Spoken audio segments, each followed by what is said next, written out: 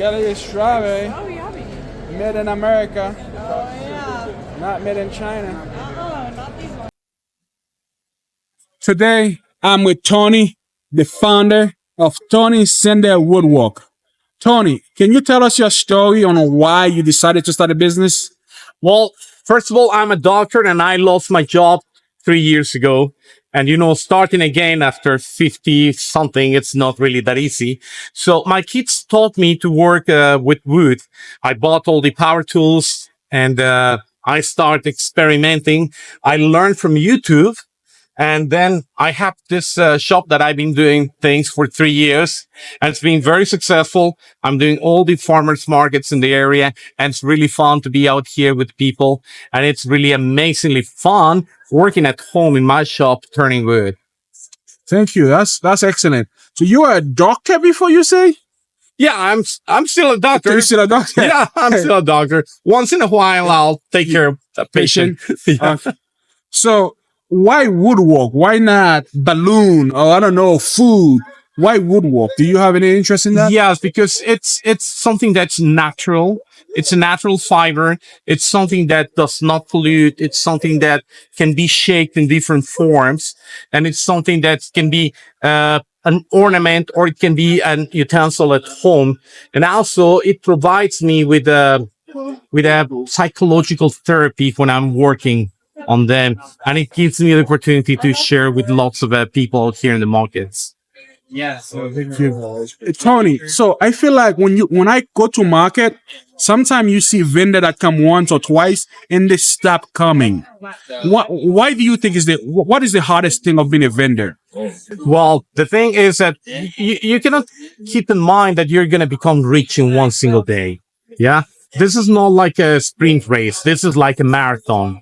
And besides that, it's your idea what you're selling, but people will buy what they want to buy, not what you want to sell them. Yeah. So you got to understand people. You got to understand their desires, their needs. And if you can work on those things they want, obviously you will provide and you will have sales. So I guess what you're trying to say is sometimes people create what they want to sell, but you have to create what the market wants. Regardless what you want, what is selling is what you have to make. You're right. I think you're right. I think a lot of vendors are so stuck. They're like, well, when I was in high school, I make this stuff. And my professor thought I was smart. I have to make it. But if no one buy it, you have to change. That's right. And they don't want to change. That is right. That is right. When you come to a market like this, you have a lot of product, Tony. How do you decide how much inventory to bring with you? Well, first of all, I started with one table 3 years ago. Now I have 3 tables because I've been doing the things that people want. For instance, I started with 7 different keychains. Now I have more than 200 different keychains. Yeah. I started with 1 box of pens. Now I have 3 boxes of pens. Why? Because they sell. Yeah. And I'm a little bit LDS oriented. So I try. Aha, Mormon. Yeah. Oh, the church just wants to sense. I just try to make money with the Mormons. No, I'm a Mormon. Yeah. Yeah. So I follow the trend. Okay. Yeah. And I try to do the things that people want. Yeah.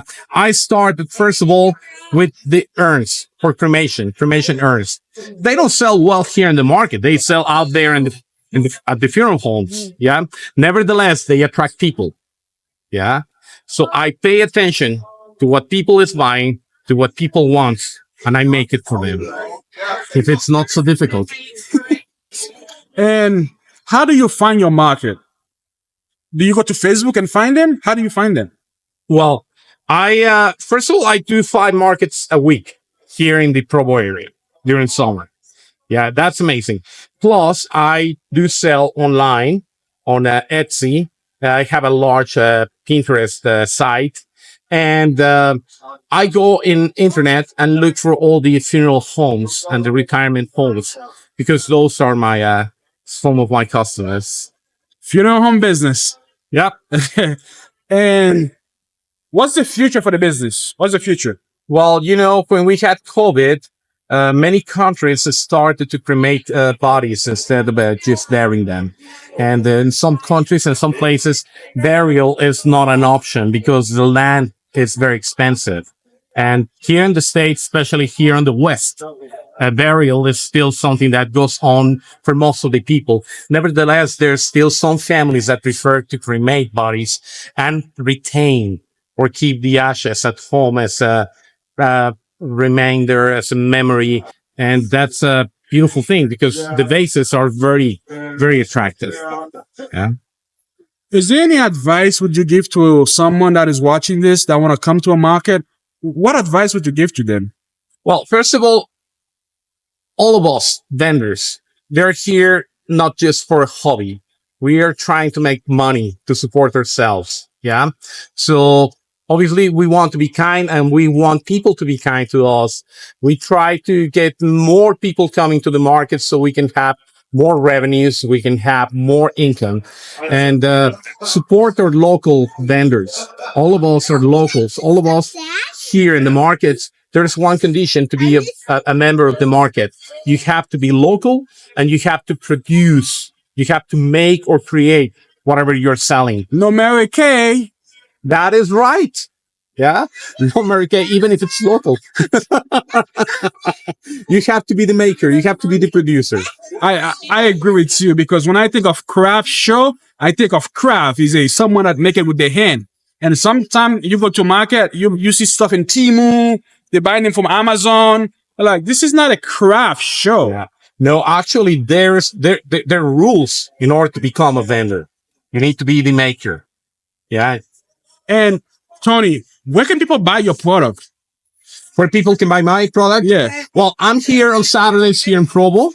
On next summer, it's starting on May. We're gonna be in Mondays on Springville, Tuesdays on Draper, Wednesdays on Orem, Thursdays Linden, and back Saturdays in Provo. We're gonna move from here from this mall to the Liberty Park. Yeah, and also, you can look for my site on Instagram, on Etsy, and Pinterest, Saunders Woodwork. Okay. Thank you. Thank you for chatting with us and good luck today. Thank you.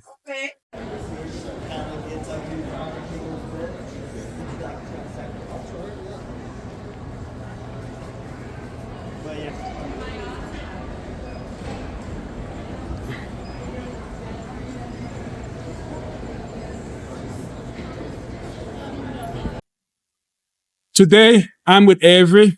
She's one of the co-owner of Art of Conservation.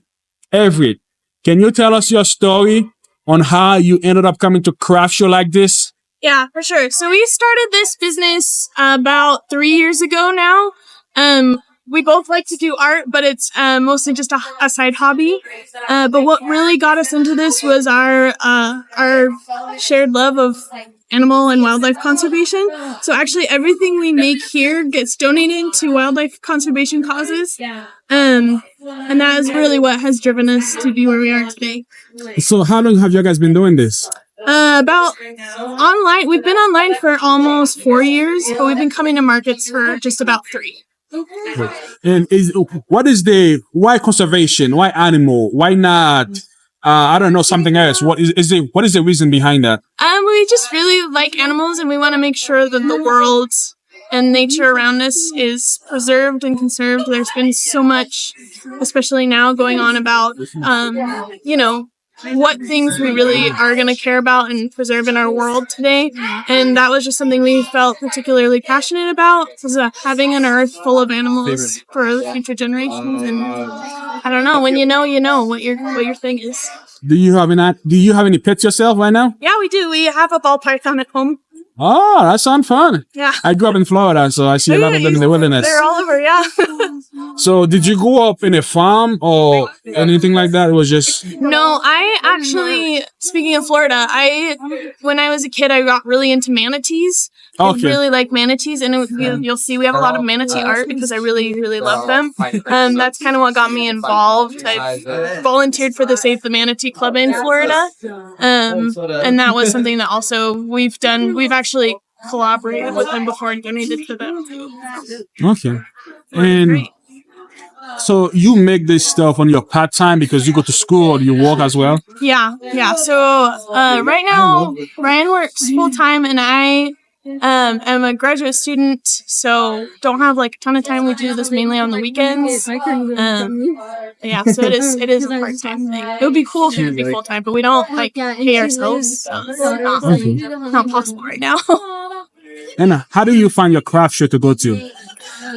That's a great question. You really do just kind of have to get out there and go to places. I grew up going to farmers markets in Salt Lake, so I was familiar with the genre of the market. And then when we moved to Provo, we started going to the markets, and then we got involved asking if we could come. There's a lot. There's actually a lot going on. If once you talk to vendors, you ask what's going on, and they will tell you there's tons of opportunities around. And then pretty soon, like, people have reached out to us to come be at their markets and stuff. Once you're in the group, then you kind of get more and more opportunities to be part of them. What is your experience in like? What do you think is the hardest part of being a vendor? If you're shy and you don't want to talk to people, it can be kind of hard. That's something that we've kind of gotten over, because you want to talk to people and get to know them. And the people who buy from us come back a lot. They want to see what's new, and we're constantly adding new stuff to our shop. So like talking to people and getting to know people has been really, really helpful and rewarding too. We've made new friends. We've made a lot of friends with other vendors, and we'll sometimes trade products. And so I would say that can be hard if you're not naturally like outgoing and like to talk to people.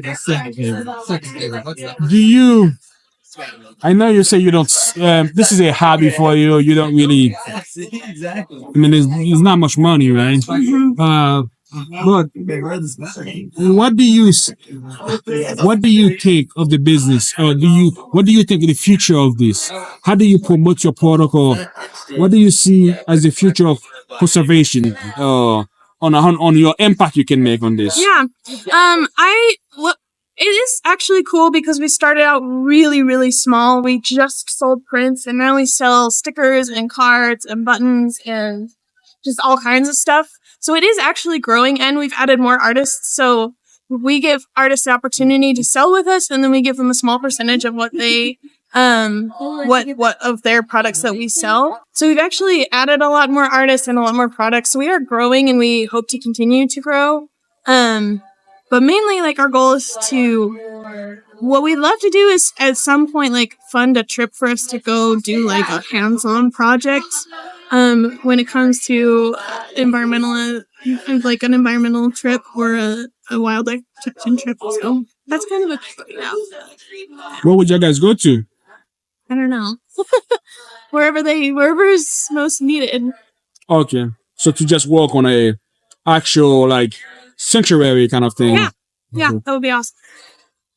And what is your ultimate, goal for this business? After you finish graduate school, what's next for this business?